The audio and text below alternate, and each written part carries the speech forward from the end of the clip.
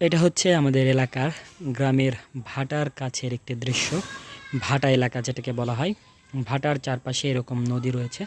ইছামতি নদীর শাখা প্রশাখা বলতে পারি, আবার এটাকে এমনি পুকুরও বলা যেতে পারে।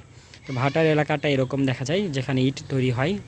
এটা আমাদের প্রাচীন পদ্ধতিতেই ইট যে তৈরির যে সিস্টেমটা, এটা সেটার একটা ধারাবাহিকতা বহন করে আসছে দীর্ঘদিন ধরে আমাদের এই পাবনার এই ভাটাটা। অনেকগুলো ভাটা এখানে রয়েছে। যদি কখনও পাবনাতে আসেন, আমাদের এলাকায় আসেন, তাহলে এটা দেখতে পাবেন। আপনাকে দেখাবার জায়গাটা খুবই ভালো লাগবে, কারণ এখানে মনোরম পরিবেশ রয়েছে আর বাতাস রয়েছে। যখন আপনার মন ভালো থাকে না, যখন নিরিবিলি পরিবেশ প্রয়োজন, একাকিত্ব ভালো লাগছে না বা ঘুরতে ইচ্ছা করছে, কেমন কেমন লাগছে, এরকম একটা সিচুয়েশনে যদি এরকম একটা পরিবেশে যান, সেখানে যদি কিছু সময় থাকেন, পরিবেশের দিকে তাকান, সবুজের দিকে তাকান, পানির দিকে তাকান, আকাশের দিকে তাকান, তখন আপনার মনটা ফ্রেশ হয়ে যাবে। তো চেষ্টা করবেন সবাই, যখন অবসর টাইম পাবেন, এরকম সিচুয়েশন দেখতে পাবেন, তখন সেসব জায়গাতে একটু ঘোরাঘুরি করার চেষ্টা করবেন। আশা করি ভালো লাগবে।